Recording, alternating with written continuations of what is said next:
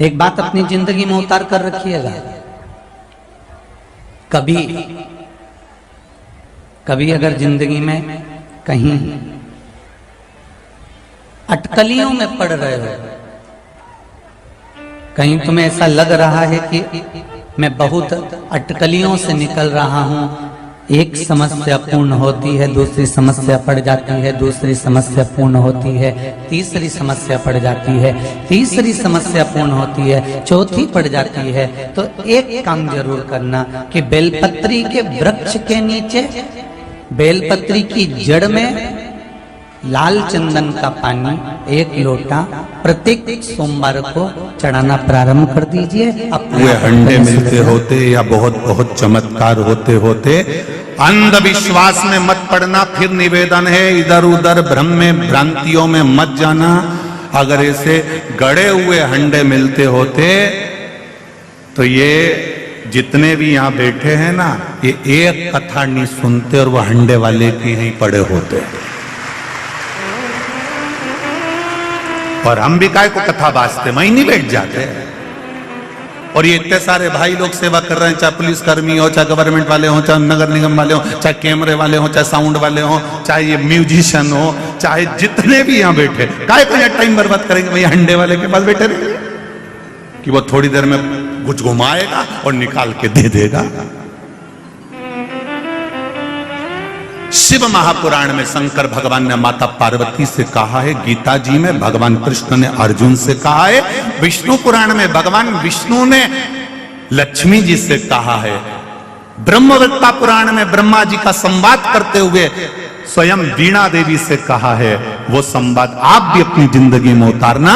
शंकर भगवान माता पार्वती से कहते हैं कर्म प्रधान है, आप जितना कर्म करेंगे उतना फल आपके पास प्राप्त होता जाएगा।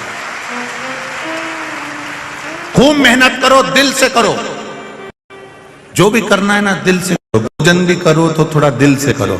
भले रूखी रोटी होगी ना, रूखी है ना, ठंडी रोटी है ना, रूखी है ना, चिंता मत करना। जिसकी जिंदगी की शुरुआत रूखी रोटी से होती है, जो दुख सहन कर कर अपने जीवन को आगे बढ़ाता है, जो अपनी जिंदगी में शुरुआत के पल सब ने निकाल दिया, सब ने धक्का दे दिया, अकेला रूखी रोटी खा रहा है। जिसकी जिंदगी की शुरुआत रूखी रोटी से होती है, एक दिन वो चुपड़ी रोटी जरूर खाता ही निश्चित है। आप जिंदगी की शुरुआत में ये मत सोचो मेरा कौन साथ देगा, मैं अकेला पड़ गया, मैं अकेली पड़ गई, मेरा कौन साथ देगा, मेरा पास है कौन। उनके इतने पहचान वाले, उनके इतने रिश्तेदार, उनके इतने हैं, उनके इतने पहचान वाले, उनके साथ में इतने लोग हैं। अरे भाई ये छोड़ दो कि हमारा साथ कौन देगा। साथ देगा तुमने जो शंकर जी के मंदिर में 1 लोटा जल चढ़ाया है, जो तुमने शिव भगवान पर एक बेलपत्र चढ़ाई है, जो तुम दिल रखकर शिव महापुराण की कथा में पहुंचे हो, तुम जो दिल से शिव पुराण सुनने वालों का सेवा कर रहे हो, भाव से आनंद से जो तुम गुणगान कर रहे हो, जो राम नाम, कृष्ण नाम, शिव नाम, पंचाक्षर मंत्र, षडाक्षर मंत्र, 12 मंत्र, महामृत्युंजय मंत्र या श्री शिवाय नमस्तुभ्यम जप रहे हो, वो तुम्हें तुम्हारा साथ देने के लिए तत्पर रहेगा। जिस समय पर द्रौपदी का चीर खींच रहा था, गुरु द्रोणाचार्य भी बैठे थे, भीष्म पितामह भी बैठे थे, उनके पति भी बैठे थे, धृतराष्ट्र गांधारी भी बैठे थे। ऐसा कौन था जो नहीं बैठा था? सब उस सभा में बैठे हुए थे। और रोई द्रौपदी, सबके सामने जाकर रोई। गुरु द्रोणाचार्य से बोला मैंने आपसे गुरु मंत्र लिया है, तुम मेरे गुरु हो, तुमने मुझे गुरु दीक्षा दी है, मेरा चीर खींच रहा है, ये मेरी साड़ी खींची जा रही है, तुम कुछ नहीं बोलोगे? साड़ी देख कर भी गुरु भी कुछ नहीं बोले और पांडव भी कुछ। इतना बड़ा वीर बैठा हुआ था भीम, इतना बड़ा बड़ा योद्धा बैठा हुआ था उस सभा में।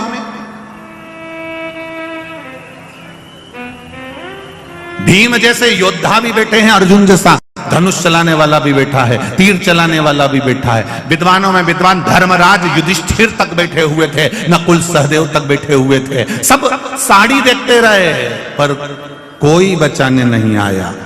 अंत समय में फिर मेरे भगवान को आना पड़ा। उसी तरह जैसे भीम, अर्जुन, नकुल, सहदेव, युधिष्ठिर, भीष्म पितामह और धृतराष्ट्र, गांधारी, गुरु द्रोणाचार्य जितने थे ना, सब साड़ी देख रहे थे पर बचाने कोई नहीं आया। उसी तरह अंत अवस्था में पलंग पर पड़े रहोगे, सब नाड़ी देखते रहेंगे पर बचाने कोई नहीं आएगा। साड़ी देखने वाले भी बचाने नहीं आए और नाड़ी देखने वाले भी बचाने नहीं आए। अंत समय में केवल मेरा देव अधिदेव मां देवती आएगा।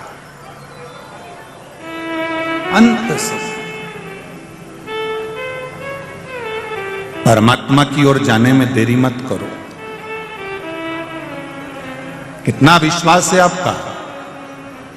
जितने लोग इस पूरे ग्राउंड में बैठे हुए लाखों की संख्या में, इससे डेढ़े पूरे ग्राउंड के चारों तरफ बाहर बैठकर होटलों पर कथा सुन रहे हैं। जितने अंदर हैं उससे डेढ़े बाहर।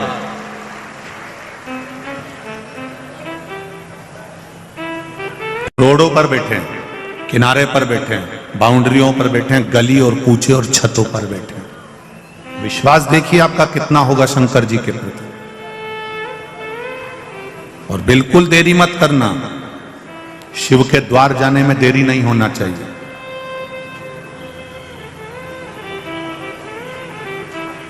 एक पत्र आया है, आज और कल का ही पत्र है, देख लीजिए।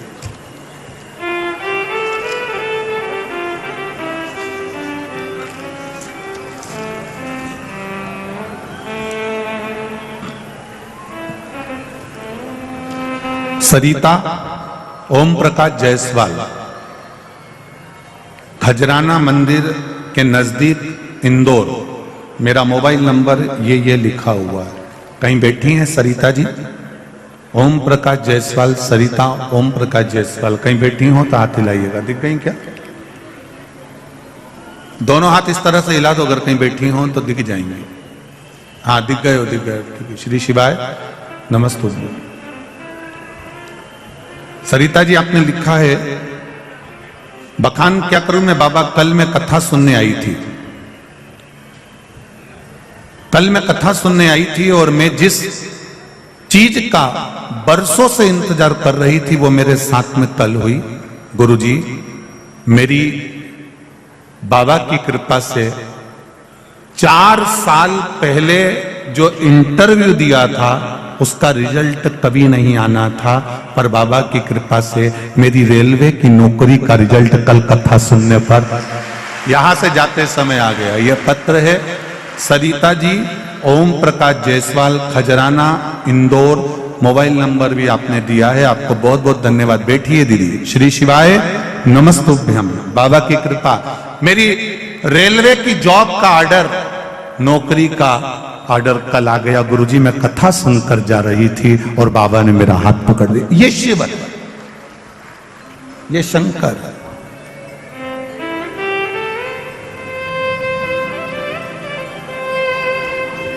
आपसे एक बात हमने पहले कथा में कही है, आप लोगों को स्मरण में है कि नहीं है? शिव कथा में जाओ,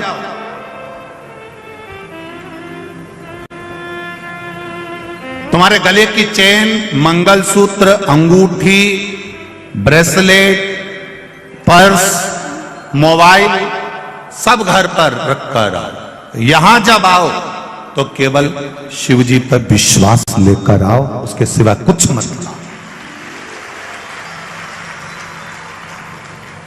केवल विश्वास लेकर आओ, केवल भरोसा, केवल दृढ़ता, उसके सिवाय कुछ नहीं। और जब विश्वास पूर्ण होगा तब कुछ फल की प्राप्ति जरूर होगी।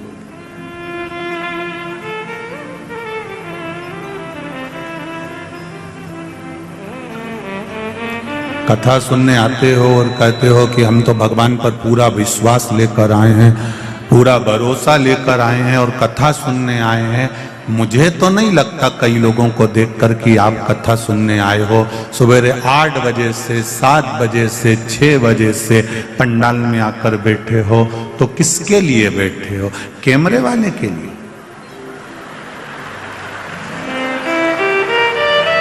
जैसे ही कैमरा तुम्हारी ओर गया, अब कह रही थी कि भगवान हमारी सुनता नहीं है तो कैमरे वाले को सुना, जिसके लिए आए। आप जिसके लिए कथा सुनने आए हो तो कैमरे वाले से कहो, और बाद में कहते हो हम तो महादेव का हम कथा सुनने गए थे, हम भगवान की कथा सुनने गए थे। अब तुम्हारा ध्यान तो कैमरे पर,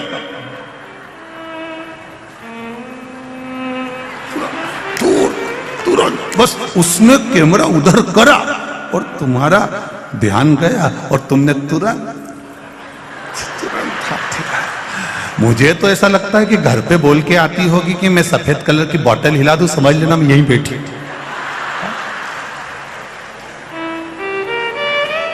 तुम सुधर जाओ रे, और नहीं सुधरो तो सिधर जाओ रे, थोड़ा तो सुधरो। और बाद में कहते हो हम तो कथा, उसने दिल से सुनी, एक दिन भी नहीं लगा रिजल्ट आने में, आया कि नहीं आया, ये पत्र आया। और ऐसे कई पत्र पढ़े, अभी तो ये पढ़ने बाकी है, ये तो थोड़े बहुत पढ़े हैं जो पढ़े हुए।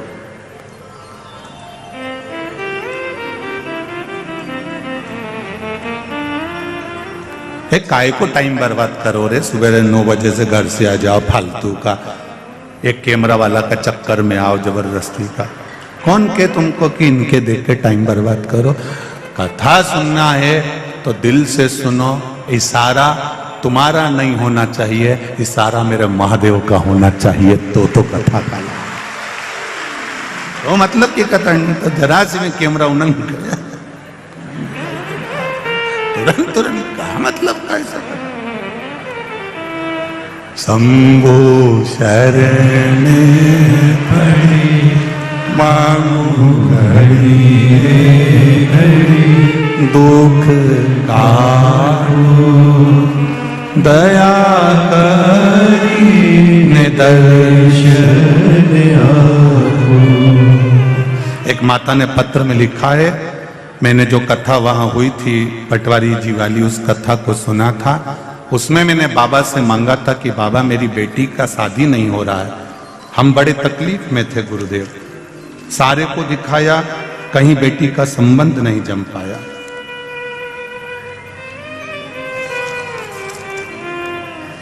दीपाली राय इंदौर, दीपाली शर्मा इंदौर से हैं जिन्होंने पत्र भेजा, आप ही हैं? श्री शिवाय नमस्तुभ्यम। गुरुवर, पिछली बार आप इंदौर जीतू पटवारी जी की कथा में जुलाई के महीने में आए थे। मैं क्या बखान करूं, भगवान शंकर से प्रार्थना करी थी कथा के पंडाल में बैठकर कि बेटी का संबंध हो जाए। कोई उसको मंगल बता रहा था, कोई कुछ बता रहा था, संबंध बहुत टाइम निकल गया था। कईयों ने कहा कि अब संबंध होने में तो देरी लगेगी, 2-3 साल और लगेंगे। तब बाबा की कृपा से मैं कथा में जाकर बैठ गई और मैंने कथा सुनी। उस कथा को मैंने जब जुलाई के महीने में श्रवण करी, बाबा से कहा, बाबा वो सियोर वाला महाराज कहता है कि 3 महीने में बाबा देता है, मैं भी आपका इंतजार करूंगी। और बाबा मेरी बेटी का संबंध 2.5 महीने के अंदर पक्का हो गया। मैं बाबा को प्रणाम करती हूँ। साधना शिव कृपा, बैठिए। श्री शिवाय नमस्ते। आप उसके भरोसे पर अगर कथा सुनने के लिए आए हो, विश्वास लेकर आए हो, फिर कहूंगा चैन सोने का सामान, कीमती सामान अपने घर पर रख कर आओ। यही कीमती सामान, ये सब संसार वालों को अच्छा लगता है, पर मेरे महादेव को तो केवल तुम्हारा 1 लोटा जल ही अच्छा लगता है, इसके सिवा कुछ। और कई लोग कहते हैं अंदर बहुत भीड़ है, हम कथा सुनने के लिए कैसे आए। हम पहले भी कथा में कहे हैं कि कबड्डी जो होती है, यहाँ जितने बैठे हैं ना मेरे जीजा, भैरू जितने बैठे हैं। और इन्हें खूब, कबड्डी का एक रूल होता है कि दुश्मन की पाली में जाकर पाली को छूकर आना। तो करते कबड्डी कबड्डी कबड्डी कबड्डी करते, पाली छुए और वापिस आ गए। जो पाली छूकर आ गया और किसी की पकड़ में नहीं आया तो समझ लो कि वो जीत गया। ये निश्चित है, ये निश्चित है। आपसे भी निवेदन है, मान लो कोई कहे कि बहुत भीड़ है, साफ कथा में पांव रखने की जगह नहीं है, तो भी पाली तो छू के चले ही जाना।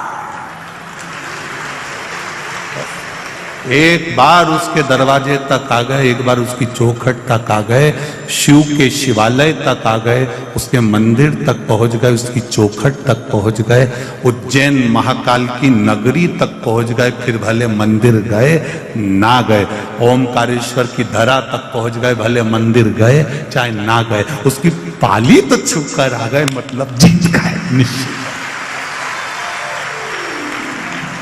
तेरे मंदिर में आना मेरा काम है और मेरी बिगड़ी बनाना तेरा है। तेरी चौखट पर मैं आ गया, अब दर्शन दिखाना तेरा काम है।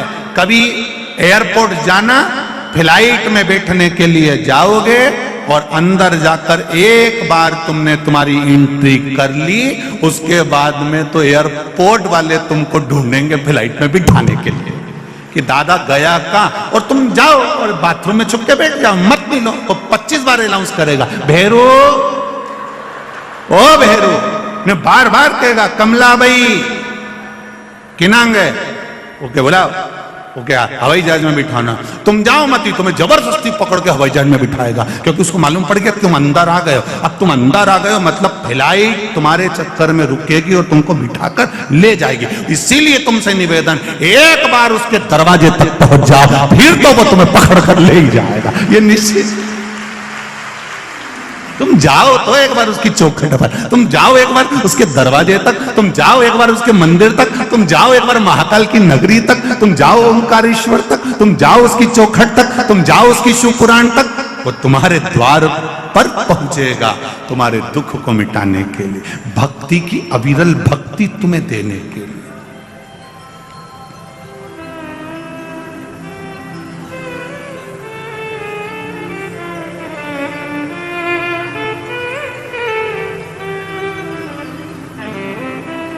ये जो नजारा है आपका भक्ति का, ये पूर्व में कभी देखा ना।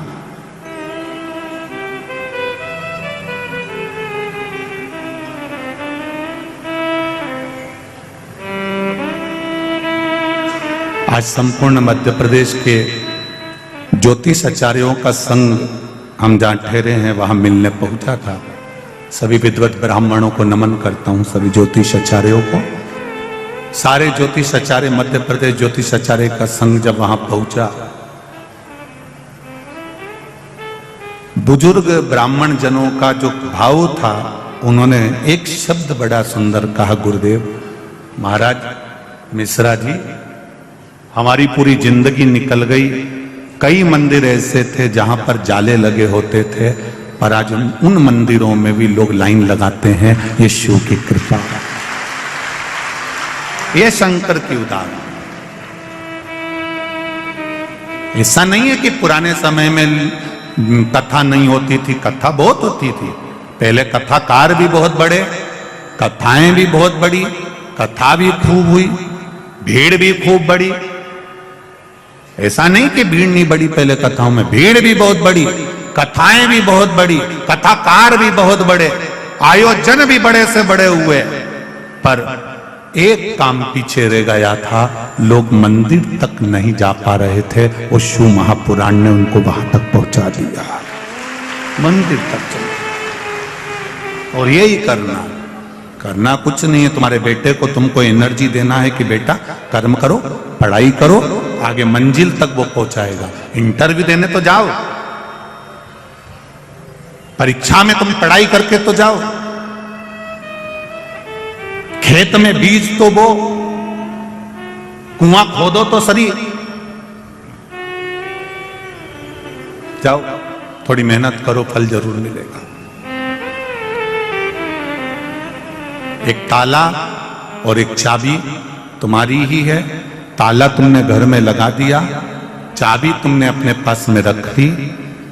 रोज रोज ताला खोलोगे तो वो चाबी लग जाएगी और ताला लगाए हुए 4-6 साल हो जाएंगे, 8 साल हो जाएंगे। उसके बाद में जाके चाबी लगाओगे तो लगेगी क्या?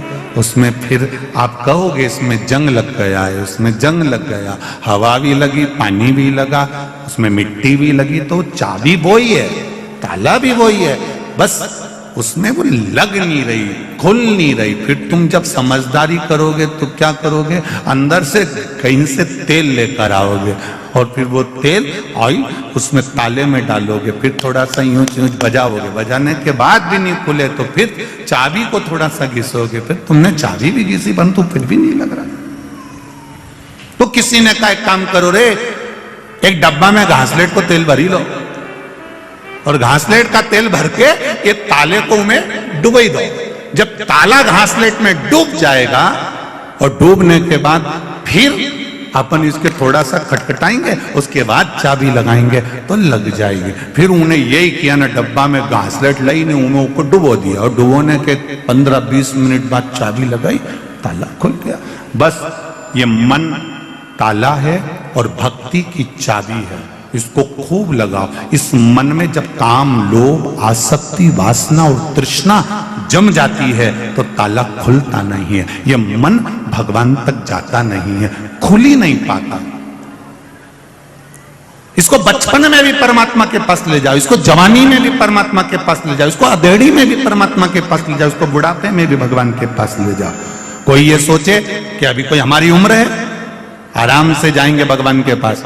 अभी कोई हमारी उम्र है, बचपन में भगवान का भजन कोई करता है, जवानी में कोई भगवान का भजन करता है, अधेड़ी में कोई भगवान का भजन करता है, तो समझ लेना ताले में जंग लग गई, फिर ये चाबी से नहीं खुलने वाली। फिर क्या करना पड़ेगा? तो क्या ये ताला नहीं खुले, ये मन, अगर ये चाबी, भक्ति की चाबी से ये मन नहीं खुल रहा है, ये मन परमात्मा तक नहीं जा रहा है, तो फिर शिव महापुराण में ले जाके इसको डुबकी लगवा दो, फिर ये मन पूरा की पूरा खुल जाएगा। ये निश्चित है, इसको खोलना पड़ेगा।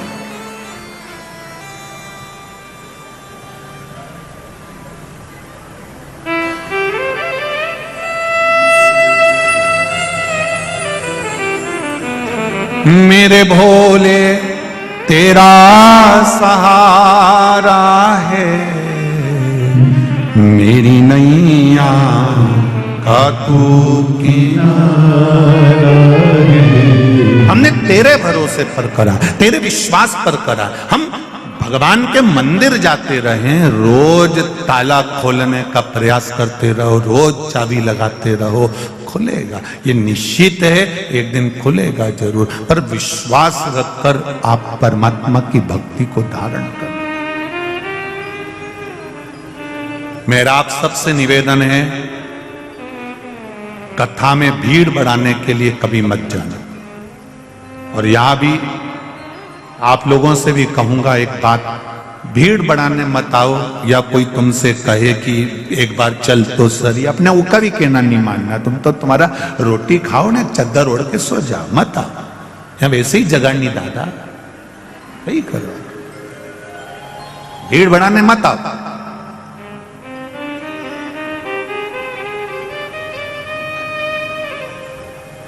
यहां भीड़ बढ़ाने की जरूरत नहीं है। या तो देव अधिदेव महादेव के पास आओ तो अपनी पीड़ा सुनाने आओ कि मेरे जीवन में ये दुख है बाबा, और मेरा विश्वास कहता है सारे दुखड़े तू हट गया डमरू वाले, तो मेरे दुख को देख कर क्यों डर गया डमरू वाले, तू मेरे दुख काटेगा ये निश्चित है। उसके पास में आओ तो दिल से आओ। शिव मंदिर में जाना तो दिल से जाना, शंकर भगवान की चौखट पर जाना तो दिल से जाना।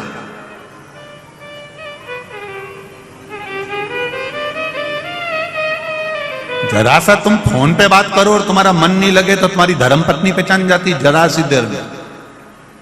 वो मायके गई और तुमने फोन पे बात करी, उसने फोन लगाया और तुमने बात करी, और तुम्हारा मन नहीं लगे नहीं तो उतनी देर में समझ जाएगा कहां हो।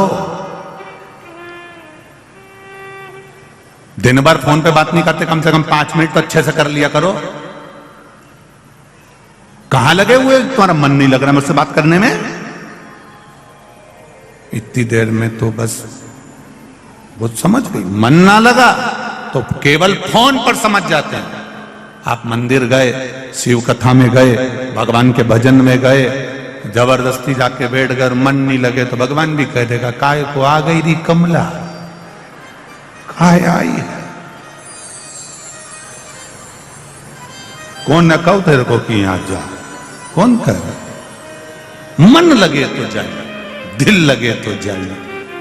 शिव के मंदिर में भी जाओ, जब घर से एक लोटा जल भर कर लेकर जा रही हो, परिंडे में से, हंडे में से, नल में से एक लोटा पानी भर कर लेकर जा रही हो, तो तुम्हारा दिल, घर के लोग पूछे कहां जा रही हो मां, बेटा कहां जा रहे हो? शिव मंदिर तक जा रही हूं, शंकर भगवान को जल चढ़ाने जा रही हूं, शिव से अपने हृदय की बात कहने जा रही हूं, क्योंकि मेरे दिल की बात कोई नहीं सुन सकता। जिससे कहूंगी वो हंसेगा, सुनेगा तो मेरा महादेव सुनेगा, उसके सिवाय कोई नहीं सुन सकता। कौन सुन? एक पत्र आया है, देखिए।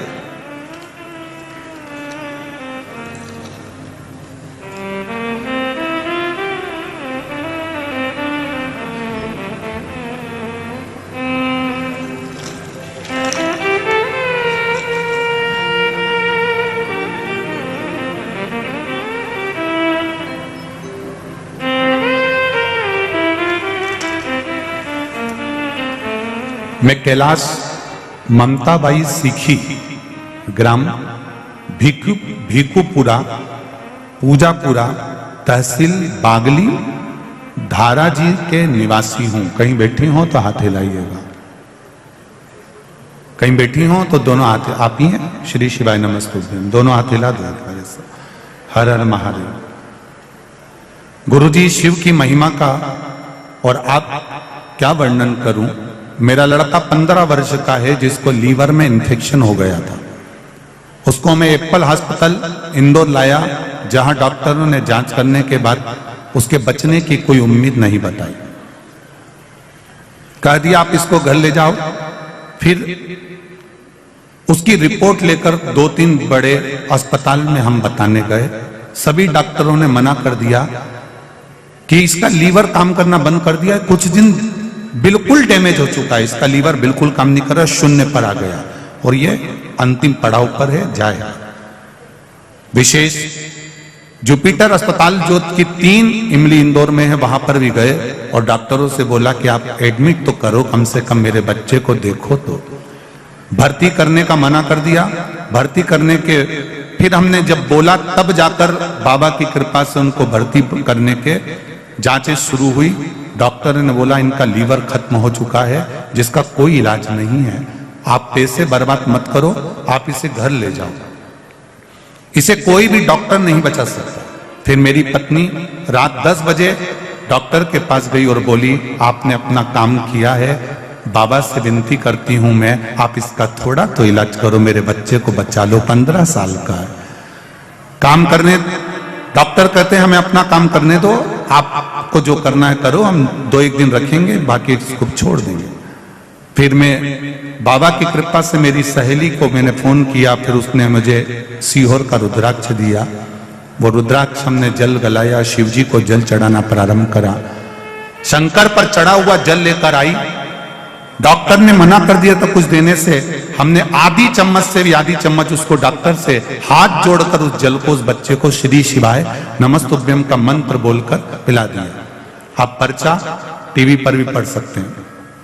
सुबह 8 बजे की रिपोर्ट आई और 8 बजे की रिपोर्ट में उसमें जो वहां माइनस में जा रहा था लीवर, पूरा डैमेज की ओर था। तब हमने आधी चम्मच जब पानी पिलाया तो फिर शाम को 9 बजे रिपोर्ट आई। डॉक्टर ने कहा इस बच्चे का लीवर काम करना प्रारंभ कर दिया है और 40% ठीक हो चुका है। जब 40% ठीक हो गया, फिर हमने रुद्राक्ष को पानी में गलाया, फिर शिव जी को चढ़ाया और फिर पानी पिलाया। डॉक्टर ने 4 दिन के अंदर, हमारे उन डॉक्टरों को भी धन्यवाद देती हूं जिन्होंने 4 दिन के अंदर मेरे बेटे का लीवर 100% काम करना प्रारंभ कर दिया और मेरा बच्चा स्कूल जाने लगा, छुट्टी हो गई। हम बाबा को धोख लगाने प्रणाम करने के लिए आए हैं। तेरी कृपा बिना कुछ नहीं हो सकता मेरे महादेव। मैं कैलाश गहलोत, मोबाइल नंबर मेरा ये है और बाबा की कृपा से हम प्रणाम। अब ठीक है बाबू, श्री शिवाय नमस्ते। बैठिए। हर हर महादेव। तेरी कृपा बिना न हिले एक भी अणु, लेते हैं श्वास तेरी कृपा से तनु। हम फिर कहेंगे, कथा सुनने आप लोग आए हैं, भले आपको 4 घंटे लग रहे हो, 5 घंटे लग रहे हो, पर उसके द्वार पर जाकर आप कथा सुन रहे हो, बैठकर कथा सुन रहे हो। जितने लोग आस्था पर सुन रहे हैं, जितने लोग फेसबुक यूट्यूब पर सुन रहे हैं, मैं निवेदन करूंगा, मेरा बाबा क्या देगा ये तो मेरा डमरू वाला ही जान सकता है। मैं बताना वो क्या देगा, वो उसके हाथ में, ये उसके हाथ में। तेरी कृपा बिना न हिले एक भी अणु, लेते हैं श्वास तेरी कृपा से। बखान क्या करूं मैं राखों के ढेर का, चपटी भभूत में खजाना कुबेर। अब दिल से रिझाओ उसको। भगवान विष्णु जी ने, भगवान शिव जी ने ब्रह्मा जी से कहा, ब्रह्मदेव सृष्टि की रचना करिए और सृष्टि को आगे बढ़ाइए।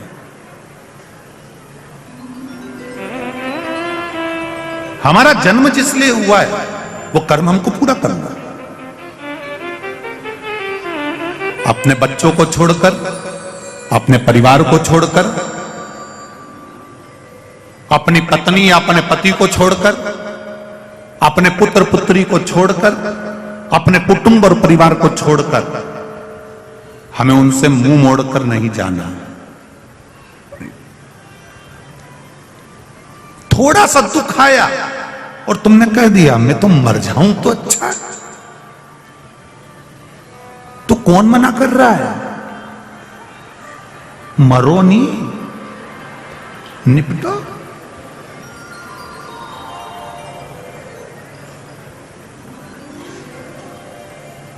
पर नहीं मरूंगी मैं अभी दिवाली पे तो हमने फ्रिज लिया,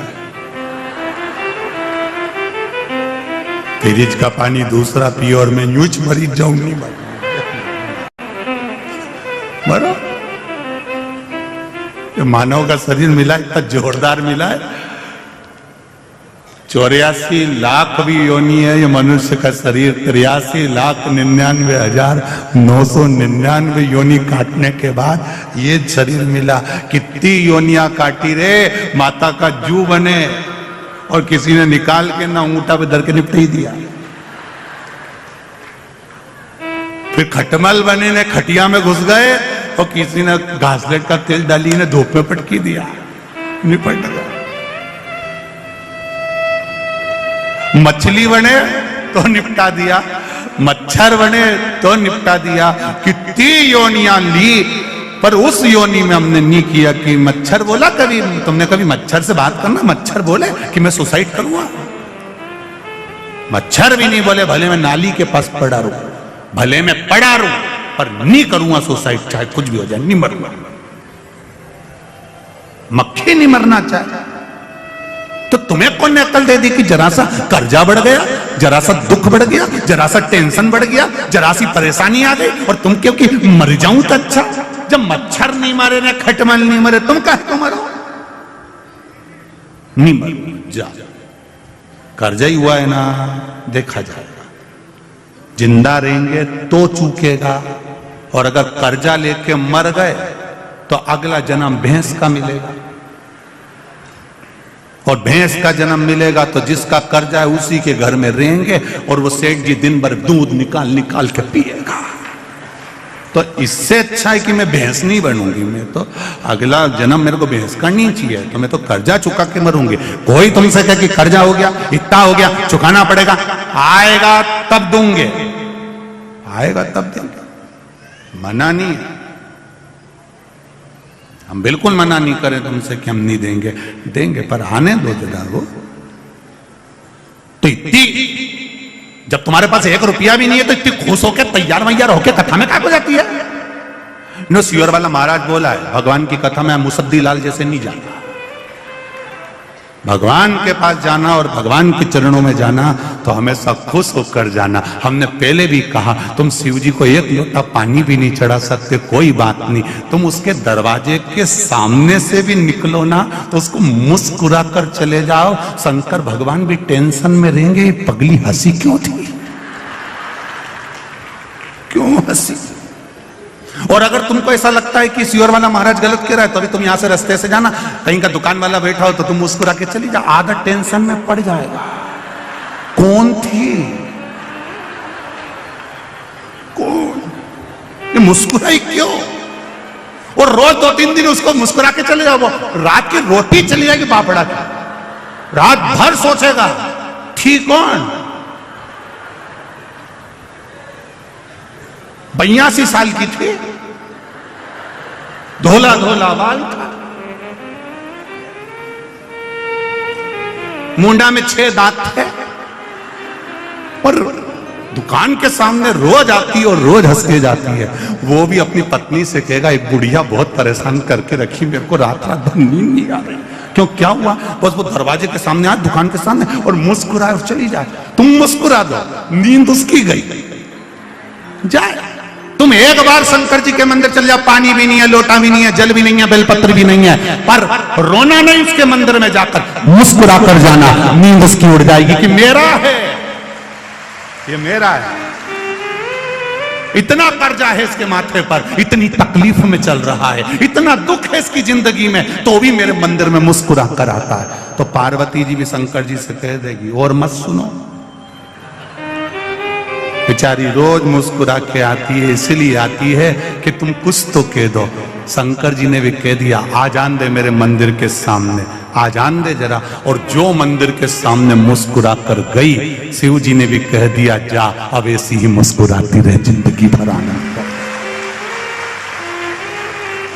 अब तुम रोज रो रो के जाओ, भगवान में तो गणी दुखी हुई गई, भगवान में तो बड़ी दुखी हो गई। तो भगवान, पार्वती जी भी शंकर जी से कह रही, तो रोज का रोना यही है। भगवान भी कह देगा, ओ रोती रहे, जा मुस्कुराओ उसके दरवाजे पर, स्माइल प्लीज। फोटो वाला भी कहता है, कैमरा लेके 1 मिनट, कितनी देर लगे फोटो खींचने में? बोलो री इंदौर वाली जी जी हो, कितनी देर लगे फोटो खींचने में? 1 क्षण, केवल बटन दबी और फोटो खींच गया। अब इतनी सी देर लगी और फोटो वाले ने तुमसे कितनी बड़ी बात कह दी, ए अम्मा स्माइल प्लीज। फिर अम्मा तुरंत पल्लू वल्लू ले, तुरंत। अम्मा के भी मालूम है कि अगर फोटो बिगड़ी गया नहीं तो कई काम कर नहीं दादा, कई काम कर नहीं।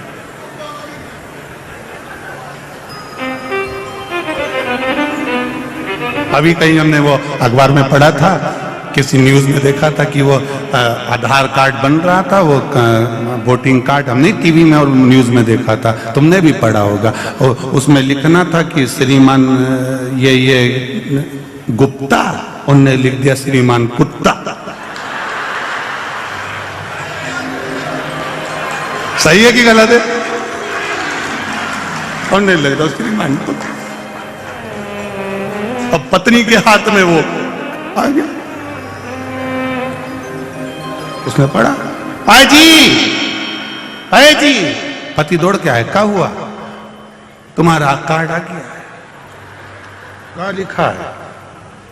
तुम तो कुत्ता थे, अब वो यह कुत्ता कैसे होगा? विचार करिए दादा, बच्चे रहो,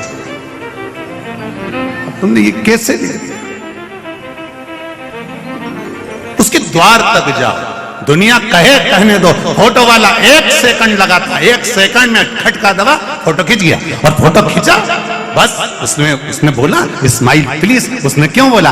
1 मिनट की स्माइल 1 सेकंड की दी है और फोटो अच्छा आ गया। तुम्हारी 1 मिनट की स्माइल से अगर फोटो सुधर सकता है तो तुम्हारी 1 मिनट के भजन से जीवन सुधर सकता है।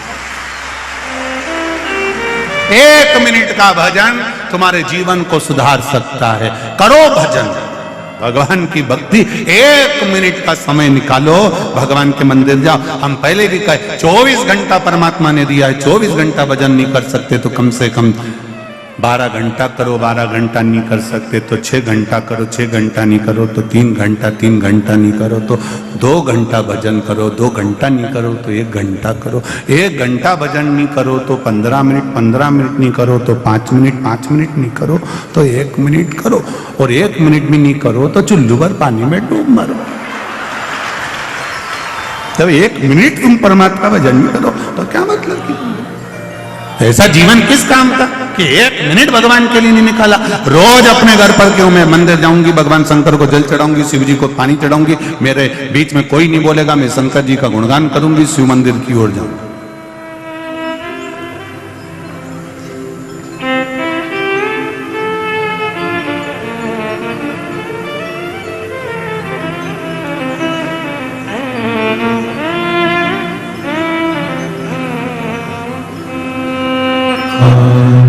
नमस्तो भोला सब दुख काटो ओ भोला सब दुख काटो शिव शंकर जपो तेरी माला भोले बाबा जपो तेरी माला भोला सब दुख काटो ओ भोला सब दुख काटो। भगवान देवादिदेव महादेव ने ब्रह्मा जी से कहा, भगवान विष्णु ने ब्रह्मदेव से कहा, ब्रह्मा जी सृष्टि की रचना प्रारंभ करो और यदि सृष्टि की रचना सही हो जाएगी तो यह निश्चित है कि यह संपूर्ण ब्रह्मांड का सुख प्राप्त हो। संपूर्ण ब्रह्मांड का सुख। जब ब्रह्मा जी ने सृष्टि की रचना करी तो ब्रह्मदेव जी ने भगवान शिव जी से पूछा, भगवान शंकर जी से पूछा, बाबा आप ये बताइए कि सृष्टि की रचना करने के लिए मुझे करना क्या? भगवान कहते हैं कि पुरुष और स्त्री का निर्माण करना।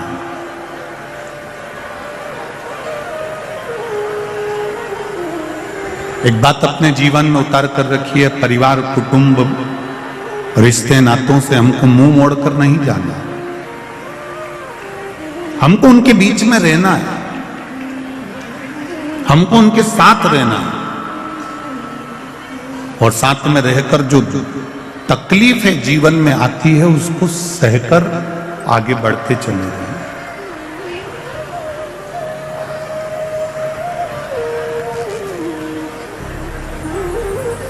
देखा, ब्रह्मदेव से कहा सृष्टि की रचना करो। ब्रह्मा जी ने जंघा से मनु और शत्रुपा को प्रकट कर दिया, हृदय से दक्ष जी को प्रकट कर दिया। उत्तानपात, प्रियवत, देवहूति, प्रसूति, आकुति ऐसी कन्याओं का वर्णन है। हृदय से ब्रह्मा जी ने दक्ष को प्रकट किया।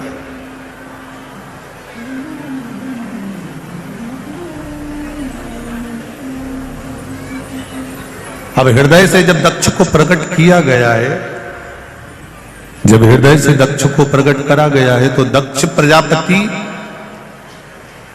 के साथ में माता प्रसूति का विवाह हुआ है। माता प्रसूति के गर्भ से जितने बच्चों ने जन्म लिया वो सारे के सारे संस्कारवान। इसलिए आज भी हॉस्पिटल में जहां बच्चा जन्म लेता है उस जन्म लेने वाले कक्ष के बाहर लिखा रहता है प्रसूति कक्ष। मतलब दक्ष प्रजापति की धर्म पत्नी का नाम आज भी हॉस्पिटल में प्रसूति कक्ष के रूप में लिखा होता है कि यहाँ माता प्रसूति के गर्भ से बच्चों ने जन्म लिया था तो वो सारे बच्चे संस्कारित थे। इस कक्ष में जो बच्चा जन्म लेगा वो भी संस्कारवान होगा, ये निश्चित है, ये निश्चित था। उसका नाम प्रसूति कक्ष रखा गया।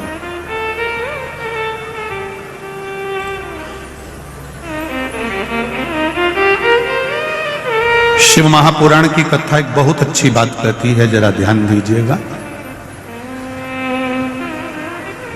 धन चले जाएगा तो वापिस आ जाएगा,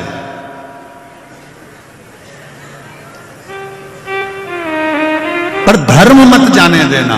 अगर धर्म चले गया तो बहुत मुश्किल से वापिस आएगा। धन वापिस आ सकता है पर हमारा धर्म गिरने ना दे।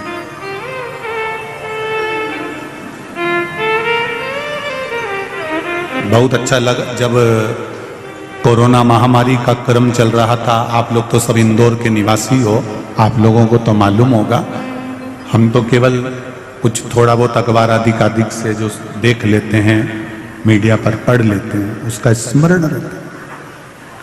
कोरोना महामारी में कितना कितना त्राही त्राही मची, हर तरफ कहीं ना कहीं हाहाकार मचा हुआ था।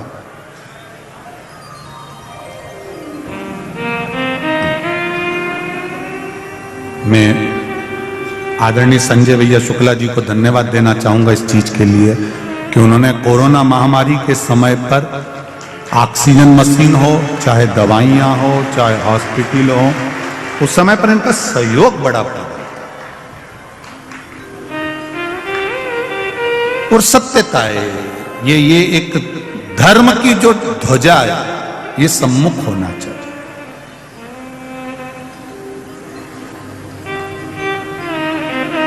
धर्म की ध्वजा अग्रणी होना चाहिए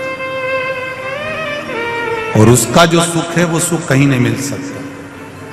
कल रात्रि को यहां पर बहुत सारे लोग सोए हुए थे, इंदौर वाले लोग, आप लोग तो दर्शन करने आते होंगे।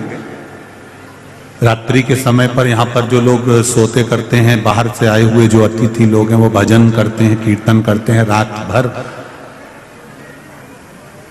संजय भैया शुक्ला परिवार ने तो, उनके मित्र मंडली ने तो व्यवस्था करी है रुकने की भी और भोजन आदि की सब व्यवस्थाएं बाहर से आए हुए लोगों की करी है। पर फिर भी मेरे इंदौर के जो दानवीर हैं वो जब यहाँ पर रात्रि के समय पर आकर कोई बिस्कुट, कोई खिचड़ी, कोई कुछ बांट रहा था, उसके मैसेज जब हमारे सीहोर कुबेरेश्वर धाम पर गए, वीडियोस गए, बड़ी प्रसन्नता हुई कि मेरा इंदौर इंदौर है, ये साधारण नहीं। आप दुनिया की सेवा कर रहे हो, मान रहे हैं, पर ये शंकर के जो भक्त आए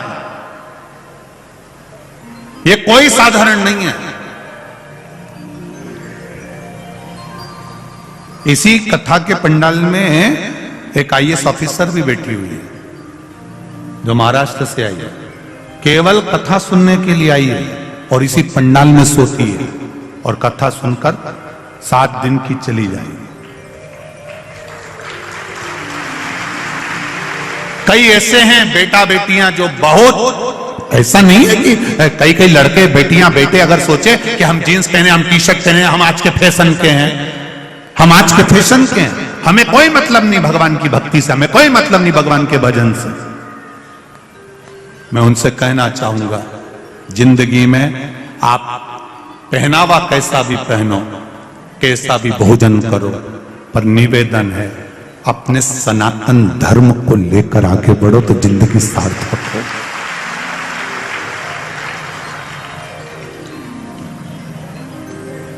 खूब वीआईपी बनो, पर इतने वीआईपी मत बन जाना री मेरी जीजियों कि श्रद्धा जैसे 35 टुकड़े हो जाए।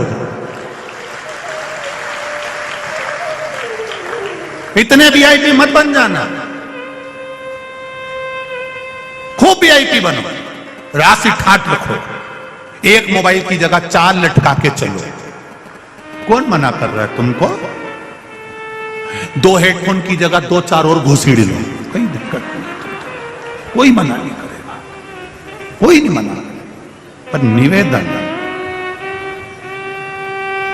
सब कुछ छोड़ दूंगी पर अपना धर्म नहीं छोड़ूंगी, भगवत भजन नहीं छोड़ूंगी, चाहे कुछ। आज सबसे ज्यादा खुशी इस बात की होती है कि मेरी बेटियां, मेरे बेटे, छोटे छोटे बच्चे, ये नवयुवक बहुएं, ये पूरी सभा में आप ये पूरी कथा व्यासपीठ के सामने जितने भी माताएं बैठी हैं, इनमें 80, 85, 90 की तो कम मिलेगी, जितनी भी मिलेगी ना सब नवयुवक बहुएं मिलेंगी। इन्होंने ठान लिया है कि हम शिव की भक्ति करेंगे और आने वाली प्रेरणा देंगे, तो वो भक्ति कर रही है। इनमें देख लो कहीं की डोकरियों मिल जाए चीज जोरदार, और मिलेगी भी तो ओल्ड इज गोल्ड मिलेगी, तो ऐसे मिल जाएगी दमदार। तुम देखो पूरी कथा, ये उठी, प्रणाम प्रणाम प्रणाम, एक और उठी है, जय हो। एक और उठी इधर भी, धन्य है। नमन मेरी माओ को, प्रणाम करता हूं आपके चरण। हुआ 60 कन्याएं जन्म ले ली, 27 तो चंद्रदेव के साथ दिया, कई कन्याओं का। अब चंद्रदेव के साथ में जो कन्या भी आई, उसमें एक रोहिणी भी थी, जिस पर चंद्र बहुत आसक्त रहते थे, उनसे प्रेम करते थे, उनसे स्नेह करते थे। बाकी की जो धर्म पत्नियां थी उनकी और उसको देखते नहीं, बंदेश है। बाकी की जो धर्म पत्नियां थी उनको वो देखते भी नहीं।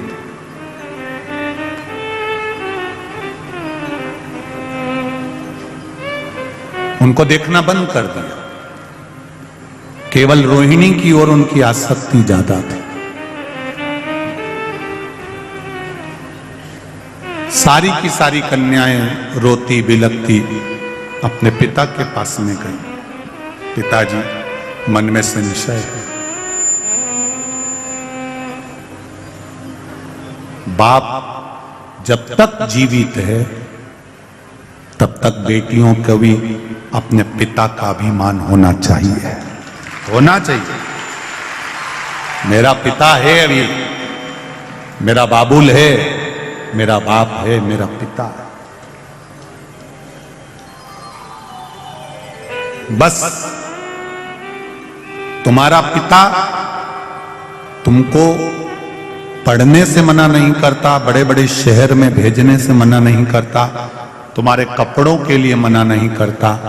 बस मेरा बेटियों से एक निवेदन पहले भी रहा है, आज भी रहेगा।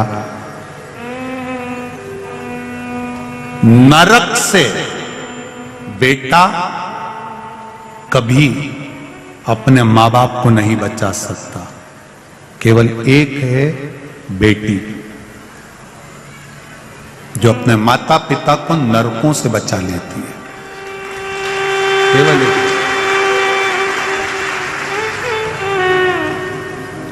बेटी अपने मां बाप को नरक से कैसे बचाती है? अपने माता पिता के द्वारा कन्या दान कराकर। दुनिया का सबसे बड़ा दान होता है कन्यादान। घर में अगर बेटी ने जन्म लिया है और उस बेटी का कन्यादान अगर मां बाप ने नहीं किया है तो माता पिता को 94 तरह के नरक भोगना पड़ते हैं। ये बेटी ही है जो अपने मां बाप को नरक से बचा सकती है। आप रहो कितने भी वीआईपी रहो, कितने भी ठाट से रहो, तुम कितने भी एंजॉय करो अपनी जिंदगी का, पर जब विवाह संबंध का समय आ जाए तो अपने माँ बाप से जाकर कह देना, पापा आप बोलोगे, माँ आप बोलोगी, विवाह में वहां करूंगी। तब कन्यादान का मौका अपने माँ बाप को जरूर दो, जिससे आपके माता पिता को नरक ना भोगना पड़े, नरक ना भोगना।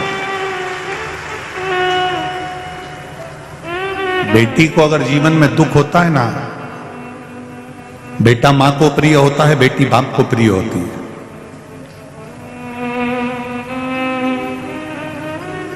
जब बेटी की विदाई होती है तो लोग कहते हैं कि मां बहुत रोती है। शिव महापुराण की कथा कहती है कि बेटी की विदाई में जितना मां नहीं रोती, उससे दुगना उसका बाप रोता है, दुगना बाप रोता है।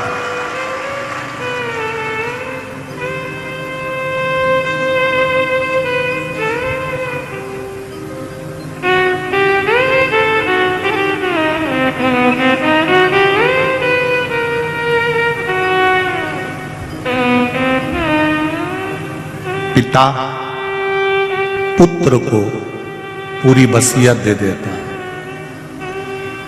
पूरी जायदाद दे देता है।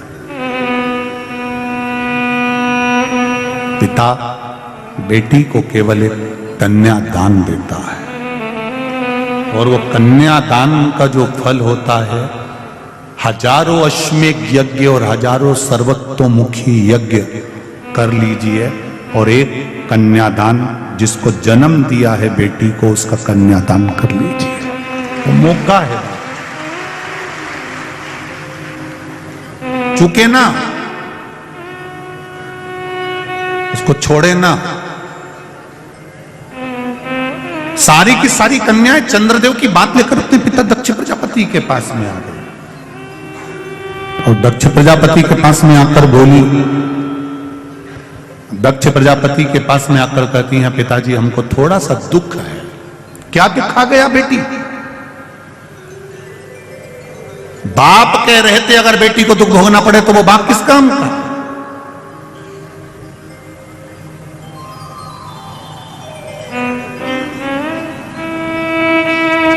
क्या दुख है बोल? आपके जो दामाद हैं, जमाई, वो केवल रोहिणी से स्नेह करते हैं, बाकी के किसी धर्म पत्नी पर उनका ध्यान नहीं है। महाराज, पिता का फर्ज है कमा कर लाना, पिता का फर्ज है बच्चों को अच्छी एजुकेशन देना, पिता का फर्ज है बच्चों को अच्छे कपड़े पहनाना, पिता का फर्ज है बच्चों को अच्छा खाना खिलाना, पिता का फर्ज है बच्चे का पेट भरना, पत्नी का पेट भरना, परिवार का पेट भरना। ये पिता का फर्ज है। पिता कमा कर लाएगा, देगा, पेट भरने की जवाबदारी पिता की है, अच्छी एजुकेशन की जवाबदारी पिता की है, अच्छा घर बनाने की जवाबदारी पिता की है, अच्छी दुकान चलाने की जवाबदारी पिता की है, अच्छी परवरिश की जवाबदारी पिता की है। पर पिता से ज्यादा जवाबदारी माता की आती है, बच्चों को संस्कार देने की जवाबदारी माता की। पिता से ज्यादा जरूरत है माताओं की, जो अपने बच्चों को श्रेष्ठ संस्कार दें, अपने बच्चों को अच्छा अच्छा ज्ञान दीजिए। रोज अपने बच्चों को शंकर जी के मंदिर में लोटा भर के भेजो जल लेकर। जिस मां का बेटा बेटी शंकर के मंदिर में जल चढ़ा रहे हैं, शंकर के मंदिर की देहली चढ़ रहे हैं, उस घर के बुजुर्ग कभी वृद्धाश्रम की देहली नहीं चढ़ेंगे।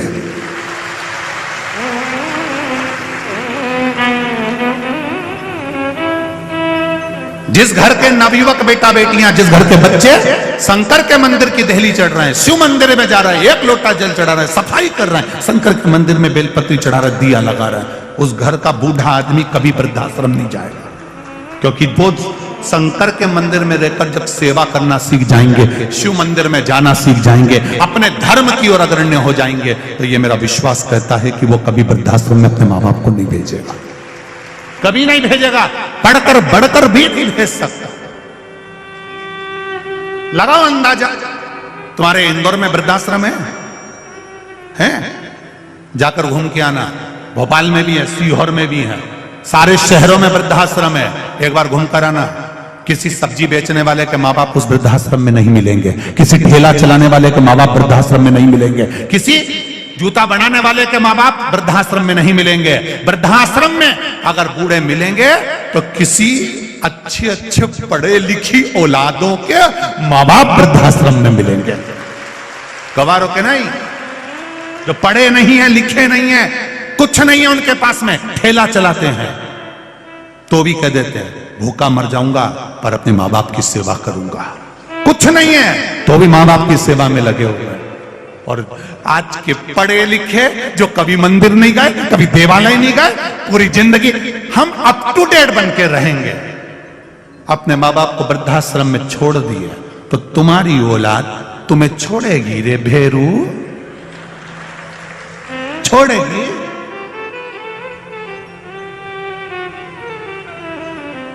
कौन छोड़ने वाला? लोग कहते जरूर हैं सियोर वाला महाराज को कथा नहीं आती, अड़ा टेढ़ा बोलता है, तो क्यों सुनते हो? रिमोट तो तुम्हारे पास में ही है, चैनल चेंज, महाराज भी चेंज, 2 मिनट के अंदर रिमोट तुम्हारे हाथ में। थोड़ा बुरा लग सकता है पर अपनी आने वाली समय सीमा को देखिए। डॉक्टर बनो, इंजीनियर बनो, कलेक्टर बनो, एसपी बनो, तुम्हारी मर्जी, पढ़े तुम जितना पढ़ना चाहो दिल से पढ़ो, खूब विद्वान बनो, खूब आगे बढ़ो, पर उसके साथ में संस्कारित भी बनो, झुकना सीखो। थोड़ी नम्रता अपने भीतर लेकर आओ, थोड़ी सी अगर नम्रता होगी तो जीवन की सार्थकता होगी।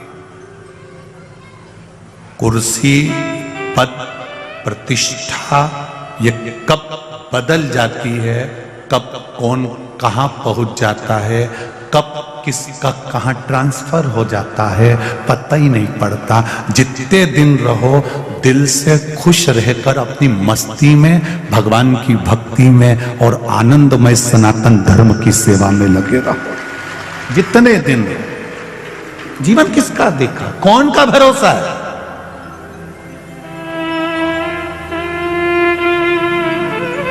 पापड़ बने की बने रह जाते हैं रीजीजियों, बड़ी की भरी बरनी रखी रह जाती है। आम का अचार डाला था, पूरा भरा की भरा रह गया और काकी निपट जाती है, सब धरा रह गया। कौन खाएगा, कौन पिएगा, पापड़ कौन सेकेगा, सब गया, गए। जीवन चला। अभी तुमने देखा ये कोरोना महामारी में कितना पैसा था लोगों के पास में, एक पलंग नहीं मिल पा रहा था हॉस्पिटल में, एक पलंग, एक वेंटिलेटर नहीं मिल पा रहा था। करोड़ों का धन होकर भी अगर कुछ नहीं है तो क्या धन की कीमत है। और ये देखा भगवत भजन, जिसने भगवान की अविरल भक्ति धारण करी, जब कोई नहीं आता तब मेरा डमरू वाला आता है और डमरू बजाकर चला जाता है। क्या है वो?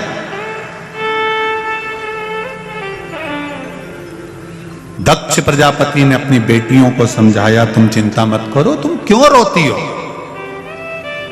क्यों रोना? मैं दामाद को बुलाऊंगा, मैं चंद्रदेव को बुलाऊंगा।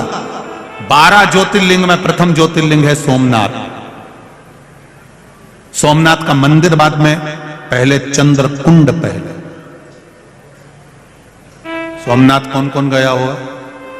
गए हो प्रथम ज्योतिर्लिंग का दर्शन करने? तो दर्शन करे होंगे आपने सोमनाथ में चंद्रकुंड के, जिस चंद्रकुंड से भगवान शंकर का शिवालय, भगवान शंकर का शिवलिंग जल के ऊपर आनंदित होकर ठहरता है।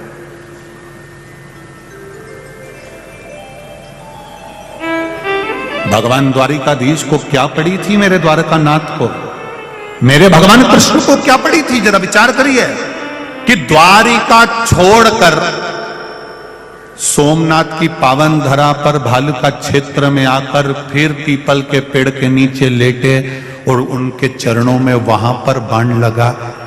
जरा विचार करो, जन्म कहाँ हुआ कारागार में, मथुरा से गए वृंदावन, वृंदावन गोकुल करते बरसाना गोवर्धन, ब्रजभूमि को त्याग कर मथुरा, मथुरा से फिर द्वारका, द्वारका के बाद भी प्राण त्यागने के लिए आए तो सोमनाथ की पावन धरा पर आए।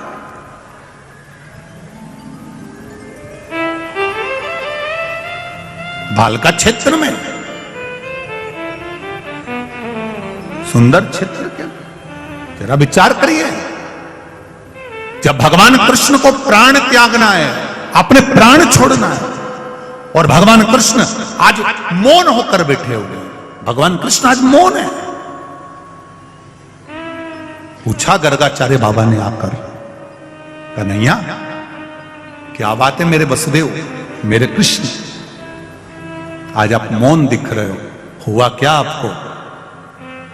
विष्णु पुराण कहती है, कुर्म पुराण कहती है, गर्ग संहिता कहती है, और श्रीमद् भागवत कहती है। गर्गाचार्य बाबा ने पूछा कि हुआ क्या है कि आज मेरा कृष्ण मौन होकर बैठा हुआ है, मेरा ठाकुर आज मौन है। भगवान कृष्ण कहते हैं मेरा जन्म कारागार में हुआ, आया मैं द्वारिका का राजा भी बना मैं, कुरुक्षेत्र के मैदान में युद्ध भी कराया है मैंने। उस मैदान के युद्ध में ना जाने कितने मरे भी होंगे, कितने मरे भी होंगे। बस अब इस शरीर को जब छोड़ूं, इस शरीर को जब मैं त्याग करूं, तब मैं सारे बंधनों से मुक्त होना चाहता हूं, सब बंधन छूट जाएंगे।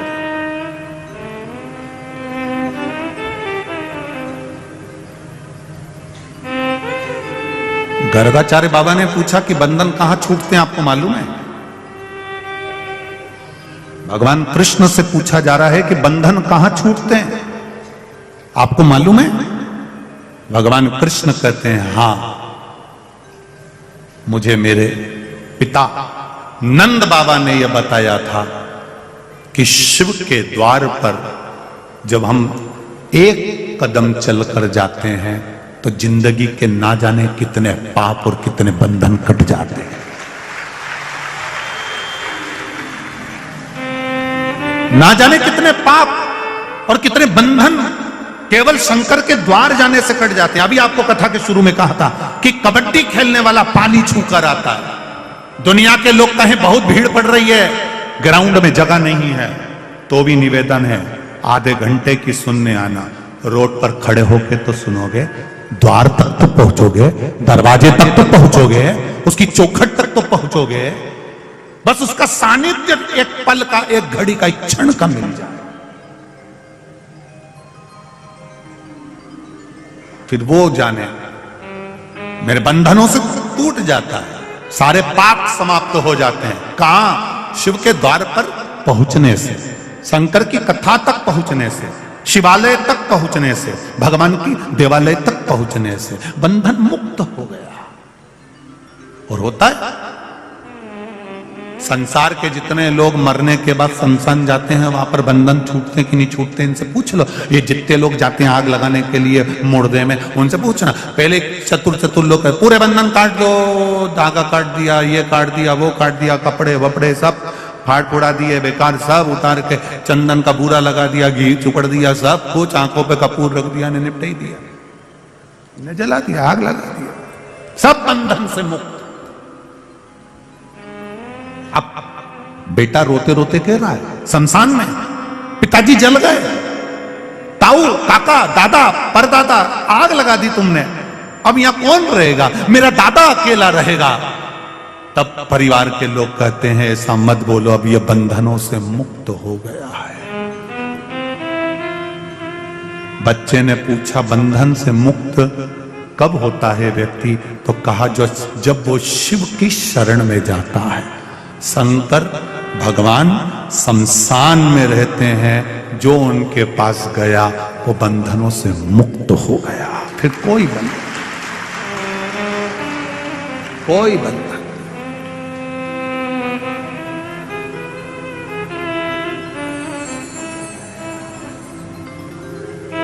पहले शमशान बहुत दूर होता था, बहुत दूर शमशान, गांव से बाहर।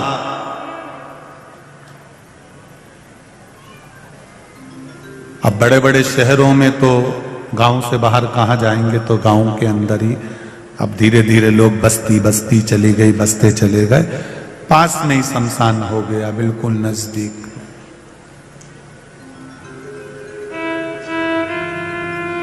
बिल्कुल नजदीक।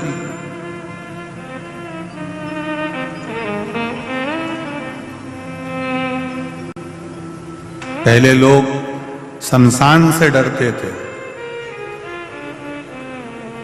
अब इंदौर में तो शमशान भी लोगों से डरे। शमशान को भी लोगों से डर लगता है, मेरे पे कब्जा नहीं कर ले। इंदौर में तो लोग शमशान भी डरे कि ये कहीं इनका मन एक शमशान पे नहीं आ जाए और यहाँ पे कॉलोनी नहीं काट दे।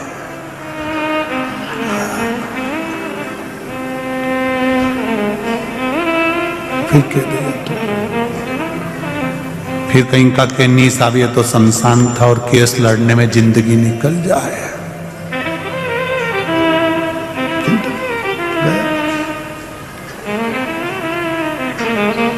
बंधन जहां कटेंगे, भगवान गर्गाचार्य बाबा ने पूछा क्या चाहते हो? मेरे बंधन जहां कटेंगे मुझे वहां जाना है, अपने प्राणों को त्यागने के लिए, अपने शरीर छोड़ने के लिए।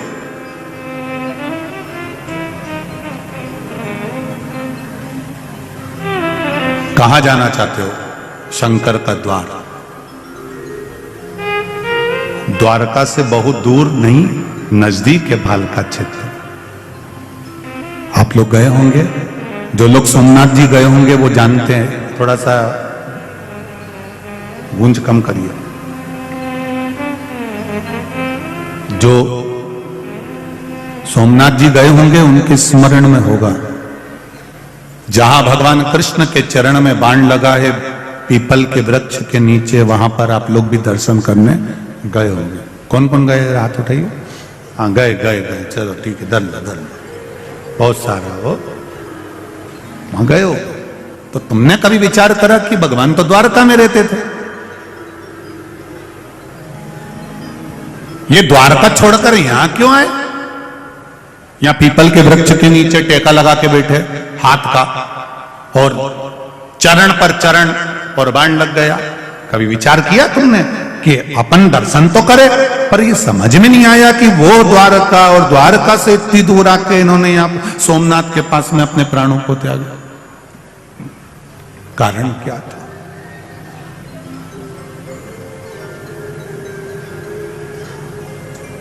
शंभो शरणे भरी मांगो घड़ी दुख कारो दया करी ने दर्शन। आखिर जरूरत क्या पड़ गई? क्यों द्वारका छोड़कर भगवान यहां आ गए? उसका एक कारण था, जरा नाम के व्याघ्र ने जब बाण छोड़ा, भगवान के चरण में जब बाण लगा, तब जरा ने भी पूछ लिया, आप तो द्वारका के निवासी थे, फिर यहां क्यों आए? यहां सोमनाथ की पावन धरा पर किस लिए?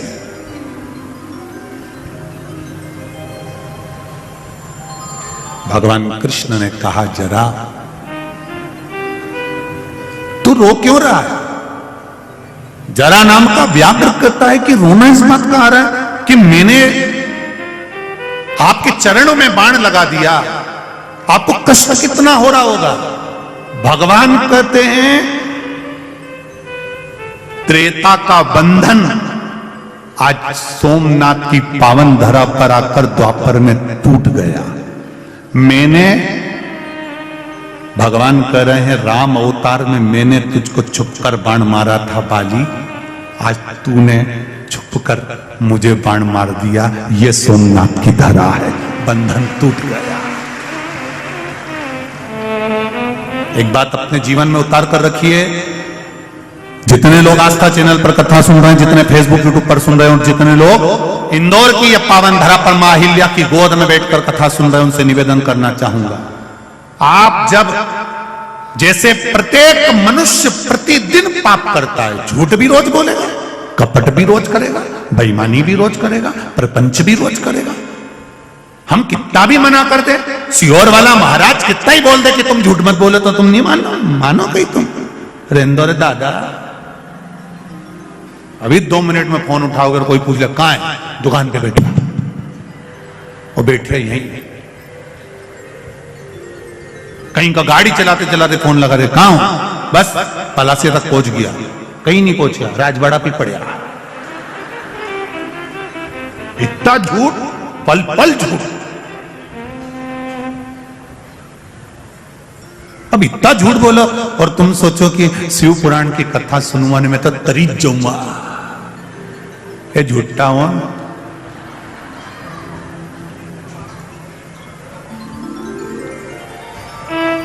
कई लोग कहते हैं साहब तुम ऐसा करोगे तो बैकुंठ चले जाओगे, तुम ऐसा करोगे तो नरक चले जाओगे।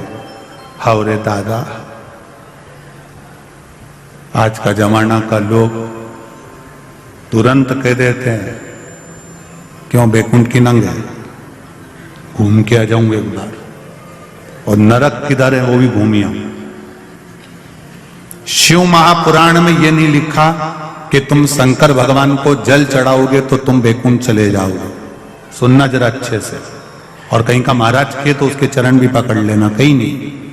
शिव महापुराण में यह नहीं लिखा कि शिव जी को जल चढ़ाओगे तो बैकुंठ चले जाओगे, शंकर भगवान पर बेलपत्र चढ़ाओगे तो बैकुंठ चले जाओगे, शंकर भगवान का अभिषेक करोगे तो बैकुंठ चले जाओगे। शिव महापुराण में लिखा है शिव जी को जल चढ़ाओगे या बेलपत्र चढ़ाओगे या अभिषेक करोगे तो पूर्व में हमने कोई पाप करा हो या हमारे जीवन में कोई दुख चल रहा हो तो वो मिट जाता है। बैकुंठ जाने का नहीं कहा। और दूसरी बात सुन लीजिए, शिव महापुराण एक बात और कहती है, जब तुम प्रतिदिन भगवान शंकर पर जल चढ़ाते हो या भगवान का भजन करते हो या भगवान की कथा तक या शिवालय तक, मंदिर तक जाते हो, तो शिव महापुराण की कथा कहती है तुम्हें बैकुंठ जाने की कोई जरूरत नहीं है, बैकुंठ वाला तुम्हारे पास आएगा। अंत समय प्रभु आना पड़ेगा, वचन दिया तो निभाना पड़ेगा।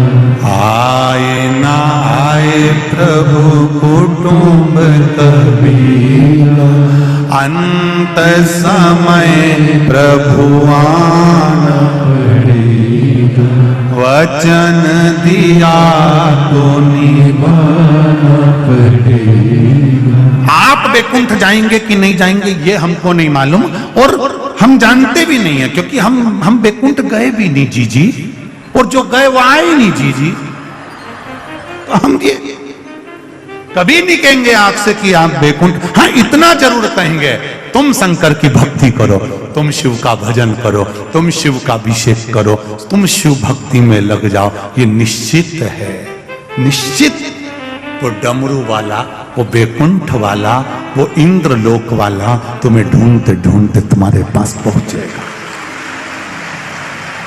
कल कथा में कहा था ड्रेस और एड्रेस सही रखना। आपका एड्रेस होना चाहिए शंकर का मंदिर, शिवालय, शिव पुराण, तो भगवान भी ढूंढता ढूंढता आ जाएगा कि कमला बाई कहां बैठी है, निश्चित है वो ढूंढता। अब तुम एड्रेस ही सही नहीं रखो तो बाबा बड़ी आफत है, फिर तो फिर कहां ढूंढोगा साहब, ढूंढना मिला।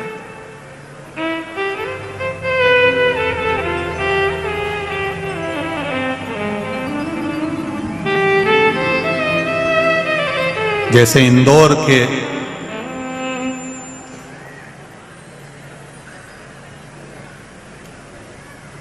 कोई अगर इंदौर के कहीं साधारण छोरा छोरी के अगर कहीं का बेवकूफ बनाना चाहे तो कहीं बने में, कोई नहीं बने। एक छोरा ने छोरी से कह दिया, यहीं राजवाड़ा की छोरी से, मैंने तुम्हें कहीं देखा है। छोरी तुरंत बोल दी है, बेरू बनाई क्या रहे तेरे को कहीं का, मैं तो कहीं नहीं दिखूं, जाती हूं शिव मंदिर, शंकर भगवान का श्रृंगार करती हूं, शिव मंदिर का स्मरण करती हूं, शंकर का गुणगान करती हूं, शिव की भक्ति में डूबी रहती हूं। उसके सिवाय मैंने अगर एक से संबंध जोड़ लिया मेरे महादेव से, तो मुझे दूसरे से संबंध जोड़ने की जरूरत ही नहीं पड़ती।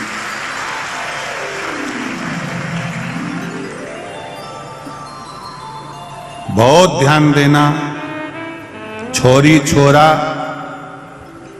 छोरी का जरा सा मोबाइल खराब हो जाए तो छोरा बैलेंस डलवा देता है, क्योंकि वो उससे स्नेह करता है।